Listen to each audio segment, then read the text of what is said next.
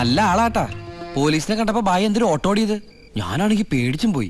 പിന്നെ RC ബുക്കിൽ address അപ്പൊ ഒരു കണക്കിന് വണ്ടി ഇവിടെ എത്തിച്ച്. എനിക്കാണെങ്കി കാറൊക്കെ ഓടിച്ചുള്ള ചെറിയ പരിചയമുള്ളേ. എന്തൊരു പാടാ ഈ പണ്ടാറ് ഓടിക്കാനായിട്ട്. എന്റെ പുണ്യാളം കൊണ്ടുവന്നാ ഇവനെ.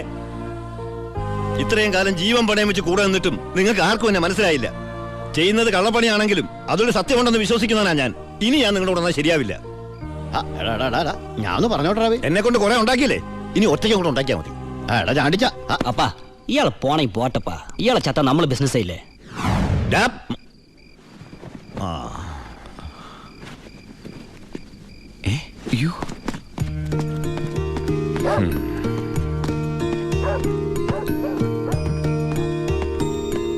നീ എങ്ങോട്ടാ? ബായി എങ്ങോട്ടാ? എങ്ങോട്ടെങ്കിലും. എന്നാ ഞാനും എങ്ങോട്ടെങ്കിലും. വാ. ബായി സത്യമുള്ളവനാണെന്ന് എനിക്ക് തോന്നി. ഞാൻ അയാളുടെ കൂടെ കൂടി. ബായിക്ക് ഭാര്യയുണ്ട്, മകനുണ്ട്. മകനെന്ന് പറഞ്ഞ ബായിക്ക് ജീവനാ. ശിവന് കുറച്ച് ചോറിട്ടോടി. ശിവനല്ല, ഉണ്ണി. ചോറ് വേണ്ട, അതിന് പകരം പപ്പടം എടുത്തോളാം.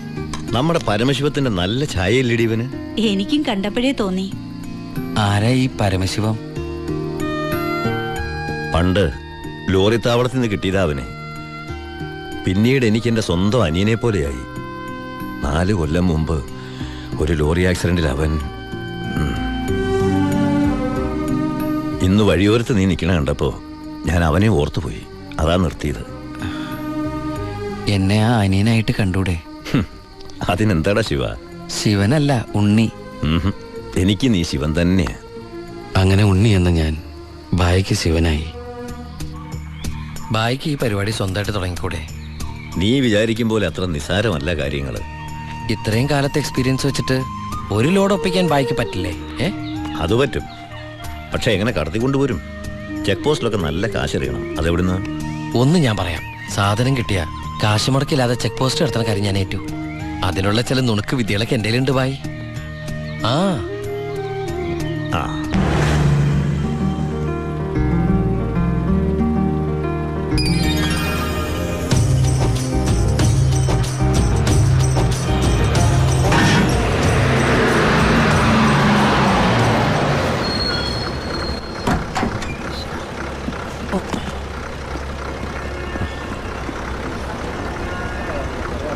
സാറേ, വണ്ടി.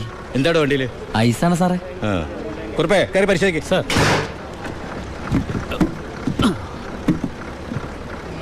നന്നായി പരിശോധിക്കണോ സാർ? സാറേ പെട്ടെന്നായിക്കോട്ടെ, അല്ലെങ്കിൽ ഐസ് ഇപ്പൊ ഐസ് വാട്ടർ ആവും. സാറേ ഇത് ഫുൾ ഐസാ. അടച്ചേക്ക്. ഓ ചാടിക്കോ ചാടിക്കോ, അല്ലെങ്കിൽ ഐസാവും.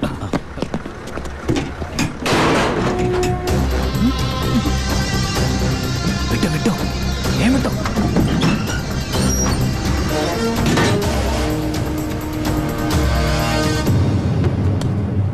പെട്ടെന്നാവട്ടെ. ശിവ. എന്റെ പുണ്യാളച്ചോ, നീ ഇങ്ങ് എത്തുന്നത് വരെ ഞാൻ മുള്ളേ നിൽക്കുകയായിരുന്നു. സ്പിരിറ്റ് എന്തിയടാ? ദാ ഇതൊക്കെയാ. ഈ ഐസ് കിട്ടേ? ഞാൻ കാണിച്ചുതരാം.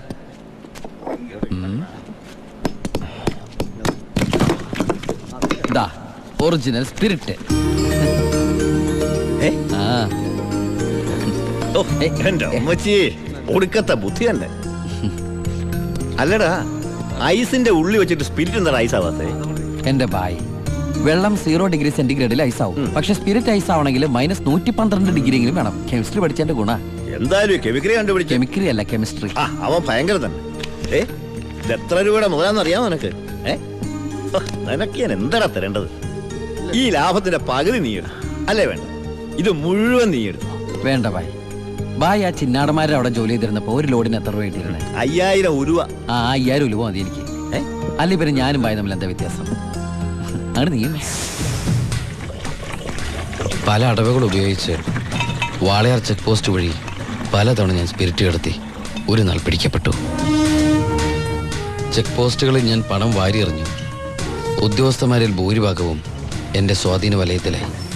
പിന്നെല്ലാം അവരുടെ അനുവാദത്തോടെയായി. ബായിക്ക് വീടായി, കാറായി, ലോറികളായി. ബായിയുടെ വലങ്കയായി ഞാൻ അവിടെ പരമശിവം എന്ന പേരിൽ അറിയപ്പെട്ടു. വാളയാർ പരമശിവം.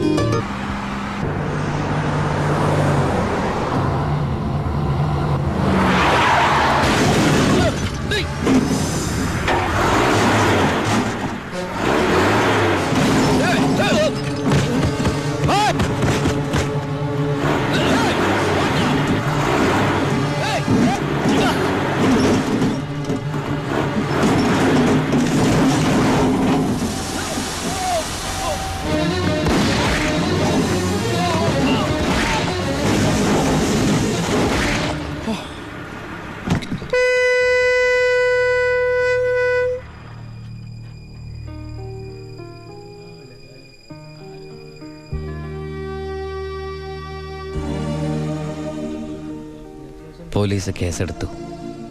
കാറ്, തോക്ക് തുടങ്ങിയ തെളിവുകളൊക്കെ ഭായിക്കെതിരായിരുന്നു. ഭായിക്ക് വേണ്ടി ഞാൻ കുറ്റേറ്റെടുത്തു. എന്തിന്? ഭായിക്ക് ഭാര്യയുണ്ട്, മകനുണ്ട്. ഞാൻ ബാച്ചിലറല്ലേ. ഒന്ന് ജയിലിൽ കയറി ഇറങ്ങിയാലും എനിക്കെന്ത് സംഭവിക്കാൻ? പാവം ഭായ് എനിക്ക് വേണ്ടി ഒരുപാട് കാശ് ചെലവാക്കി കേസ് നടത്തി. അതുകൊണ്ട് എൻ്റെ ശിക്ഷ 4 കൊല്ലമായിട്ട് കുറയ്ക്കാൻ ഭായിക്ക് സഹായിച്ചു. ഈ ഭായിയാണ് ഞാൻ ദുബായിൽ നിന്ന് കാശ് അയക്കുന്ന പോലെ മാസാമാസം കാശ് എൻ്റെ വീട്ടിലെത്തിക്കുന്നത്. എൻ്റെ കുടുംബം അവിടെ ഹാപ്പി. അതുകൊണ്ട് ഞാനിവിടെ ഹാപ്പി. ആ പരമശിവത്തിന്റെ പരോൾ സാങ്ഷൻ ആയിട്ടുണ്ട്. ഓ, ആള് കുഴപ്പക്കാരനൊന്നുമല്ലല്ലോ. അല്ല സാർ, തനിക്ക് എന്താടോ അയാളുടെ കാര്യത്തിൽ ഇത്ര ഇൻട്രസ്റ്റ്? അവനൊരു പാവമാണ് സാർ.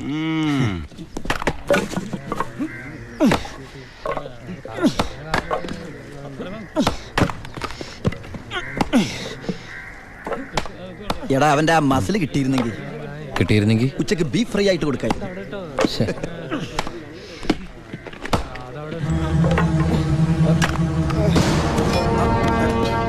മാറിക്കടേ, എന്തു പറ്റി? ആ ഡോക്ടറെ വിളിച്ചു. ഒടുക്കത്തെ കരുനാക്ക്. ചത്താ എന്താടാ ഒരാള് കിടന്ന് ഉറങ്ങണേന് ഇങ്ങനെ നീ എന്താ ഇത് വേടി? എല്ലാവരും പുറകോട്ട് പറയും. ആ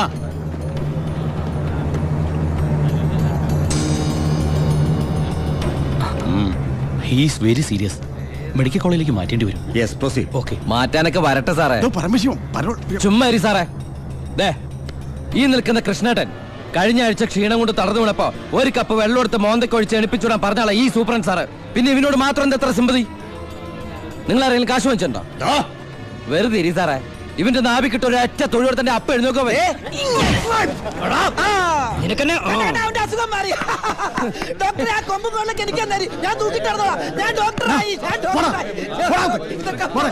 ദിവാകരൻ മോനെ അവന്റെ പരോളിന്റെ പേപ്പർ കണ്ടത്. ഇവന് 14 ദിവസം വേണ്ട, 5 ദിവസം മതി. പാടോ. എടാ ചിന്നാടാ, നീ ഇവിടുന്ന് മുങ്ങിയാ പിന്നെ എന്നെ ആരാ അതിനകത്ത് വെച്ച് കൊല്ലുക? നീ എന്നെ കൊല്ലുന്നത് കാണാൻ കാത്തിരിക്കല്ലേ ഞാൻ. ഇവൻ എന്നെ മൂടൗട്ടാക്കി അടങ്ങുള്ളൂ. നീ പോയി ജോലി എടുക്ക. എടാ നീ ഓർത്തോ ഓർത്തല്ല ഞാൻ ഡെന്റിസ്റ്റ് പല്ല് ഞാൻ എടുക്കും. നീ സൂക്ഷിച്ചോട്ടോ. ഞാൻ ഇവിടുന്ന് പുറത്തിറങ്ങിയിട്ട് വേണ്ടേ?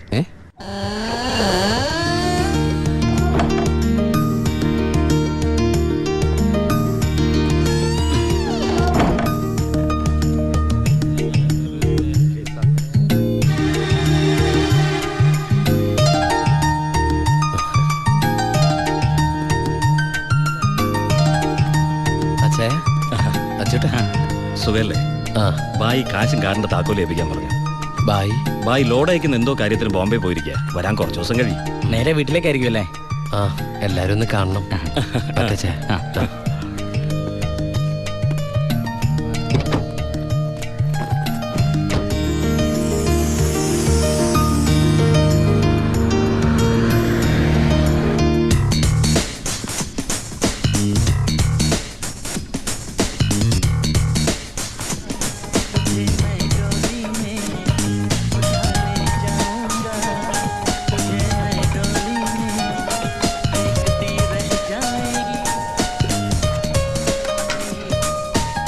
ഭാരതി അമ്മേ, ഭാരതി.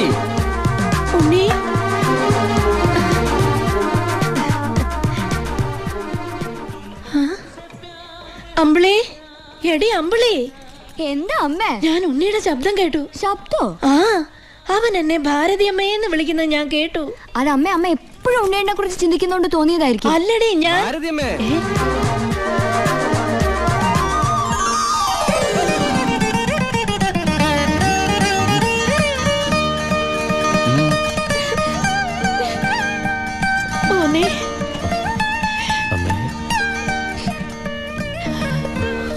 ഉണ്ണി,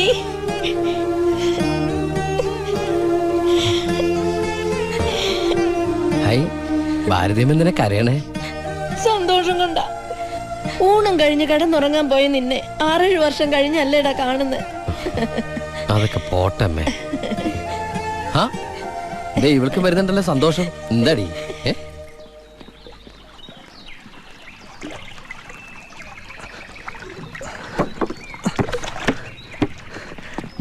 ഉണ്ണിയേട്ടൻ വന്നു. ഓർക്കാപ്പുറത്തല്ല അമ്മ ലീവ് കിട്ടിയത്, അതുകൊണ്ട് ഒരുപാടൊന്നും വാങ്ങാൻ പറ്റിയില്ല. ദാ അമ്മയ്ക്ക് ഷുഗറും പ്രഷറും നോക്കാൻ, പിന്നെ നിനക്ക് മിഠായി, ഓടി CD. ഏട്ടാ എടാ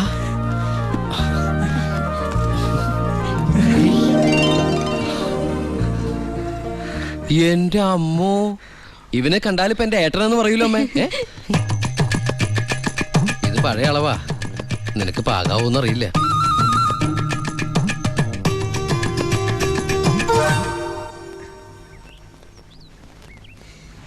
നീ പിടിച്ചേ.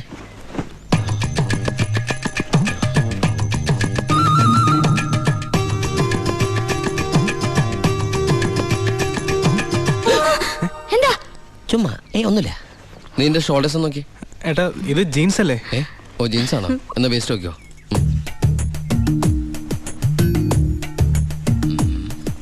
ഞാൻ നിനക്ക് വേറൊരു സാധനം കൊണ്ടുവന്നുണ്ട്. നമ്മുടെ അനിയത്തി. ഇവളല്ല, അപ്പുറത്തെ.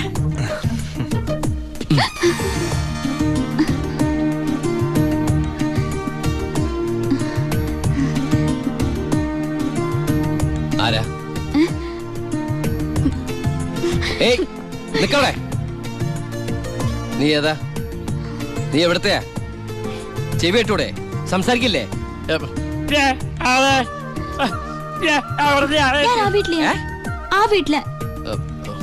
അതെന്റെ വീടല്ലേ? ഏട്ടാ നമ്മുടെ പുതിയ വാടകക്കാരാ. ഓ നല്ല കൂട്ടരാ, നല്ല തങ്കപ്പെട്ട സ്വഭാവമുള്ള കുട്ടിയാ. പേര് ഗോപിക. അയ്യേ എനിക്ക് പെങ്ങളെ പോലെയാ. അയ്യോ പെങ്ങളെ പോലെയാണോ? അപ്പൊ നിനക്ക് India is my country, all Indians are my sisters ആണല്ലേ? നിനക്ക് ഇന്ത്യന്ന് പെണ്ണ് കിട്ടാൻ പറ്റില്ലല്ലോ. ഒന്ന് പോയടാ. നമുക്ക് ഇറ്റലിയിൽ നിന്ന് ഒരു ജെറ്റിലെ തപ്പാം. ഗോപികയുടെ അച്ഛൻ്റെ അടുത്ത് ഞാൻ എല്ലാ കാര്യങ്ങളും സംസാരിച്ചിട്ടുണ്ട്. അതിന് ഉണ്ണിയുടെ അഭിപ്രായം കൂടെ അറിയണ്ടേ? കല്യാണ കാര്യം പറയുമ്പോ അവൻ എന്തെങ്കിലും പറഞ്ഞൊഴിയും, നോക്കിക്കോ. പെണ്ണ് കാണൽ ചടങ്ങാണെന്ന് ഉണ്ണിയേട്ടൻ്റെ അടുത്ത് ഇപ്പൊ പറയണ്ട.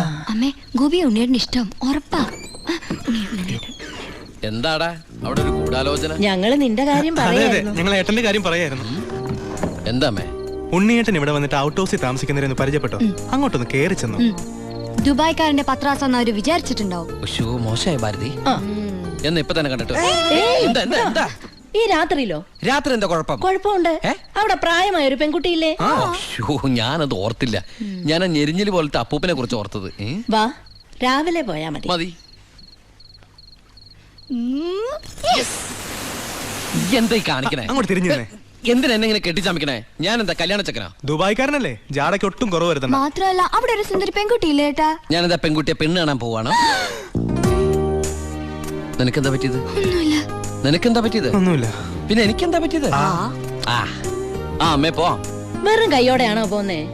ഞാനത് ഓർത്തില്ല.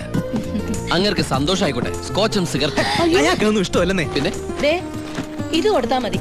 എന്താ ഇത്? നീ കൊണ്ടുവന്ന സാരി. അവിടെ ഒരു പെങ്കൊച്ചില്ലേടാ. ഇതെന്താ പുടവെടുക്കൽ ചടങ്ങാണോ? ഹലോ